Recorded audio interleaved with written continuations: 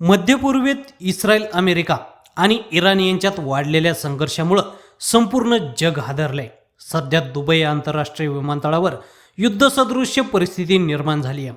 मध्य पूर्व आशियातील सर्वच विमानतळावर अशीच काहीशी परिस्थिती पाहायला मिळते.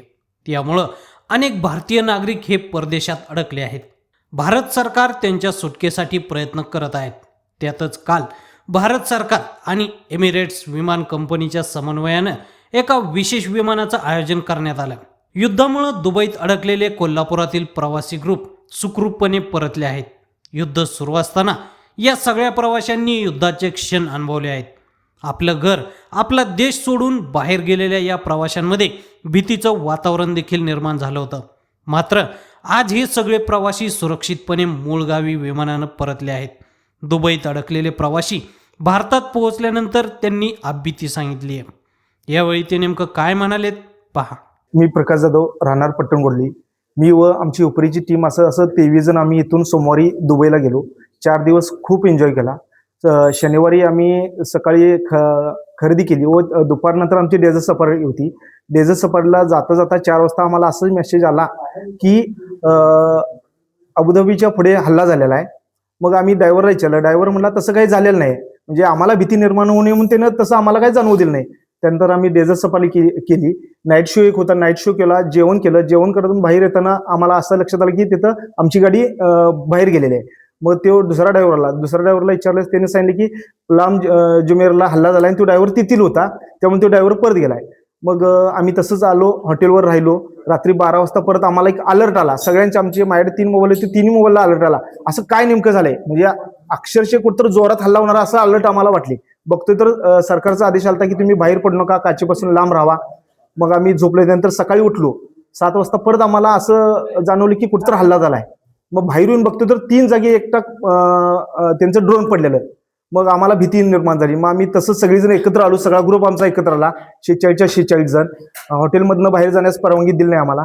परत आम्ही 12 वाजता जेवण्यासाठी जेव्हा चाललो त्या टायमाला आमच्या नंतर एक 500 फूट अंतरावर आम्हाला एक बिल्डिंगवर ड्रोन पडलेला आणि त्याचा धुराचा साऊट पूर्ण दिसत होतं. मग त्यानंतर जेवून आलो आणि परत झोपलो. 3 वाजता परत आणि आम्हाला तसं आमच्या हॉटेलच्या पाठीमागे, अक्षरशः मला वाटते आमच्या देव पाठीशी आहे म्हणून आम्ही इथं परत आलो. कारण आमच्या हॉटेलच्या भोवतीच सगळे हल्ले होत होते. ते कुठं लांब होत होते, हॉटेलच्या भोवतीच होते. ते फक्त देव पाठीशी आहे म्हणून आम्ही इथपर्यंत आलो, नाही तर येणार नव्हतो असं तर वाटते. त्यानंतर आम्ही दुसऱ्या दिवशी त्या दिवशी रविवारच्या तर फ्लाईट कॅन्सल झाल्या. सोमवारी आमची फ्लाईट कॅन्सल होईल असं वाटत होतं, कारण देव आमच्या पाठीशी म्हणून आमची फ्लाईट सुदैवनेच चालू होती. दुपारी आम्ही दुबईतून अबुधाबीला आलो. फ्लाईट होती 2:20ला फ्लाईटमध्ये बसलो. 3:20ला फ्लाईट उड्डाण झाली. त्यावेळी आम्ही सुटकेचा निश्वास घेतला. सगळ्यांनी टाळ्या वाजवल्या आणि भारतात आल्यानंतर 100% आम्ही सुटकेचा निश्वास घेतला. माझं नाव समोजित सुनील बारगे, राहणार हुपरी. मी पहिल्यांदाच आउट ऑफ कंट्री फिरायला गेलेलो. डेव्हलप सिटी म्हणून बघायला गेलेलो. तिथं डेव्हलप सिटी आहे, पण तसं तिथले माणसं आहेत. तिथं बघितला रोडवर कोणच इकडे तिकडे चालताना नाही, 2 व्हीलर नाही. तिथं गेलेलो. शेवटच्या 4-5 दिवस आम्ही फिरलो. 6वा आणि 7वा दिवस, 6व्या दिवशी आम्ही डेझर्ट सफारी करायला गेलेलो. तिथं काय झालं, आम्ही येताना गाडीतून रॉकेट जाताना बघितलो. आम्हाला प्रत्यक्षात दिसलं, मला तरी. आणि मग मी बोललो, सगळ्यांनी सांगितलं ते काय चाललंय. मग ते नंतर आम्ही ड्रायव्हरला विचारलो. त्यानं आम्हाला खोटं बोलला, मला का माहित नाही. खरं आम्हाला नंतर काय आलं, आम्ही सर्च केलो. आमचा टूर मॅनेजर होता ना, त्यासने विचारलो. मग त्यांनी तिथल्या पोलिसांनी फोन केला. मग ते काय झालं, त्यांनी म्हणले आता हल्ला झाला, भिवू नका, सतर्क राहा, फक्त लॉजच्या बाहेर पडू नका. राजा मारी हातकर, उपरी. आम्ही आता 23 जणांचा ग्रुप सुखरूप पोचलो इथं भारतामध्ये.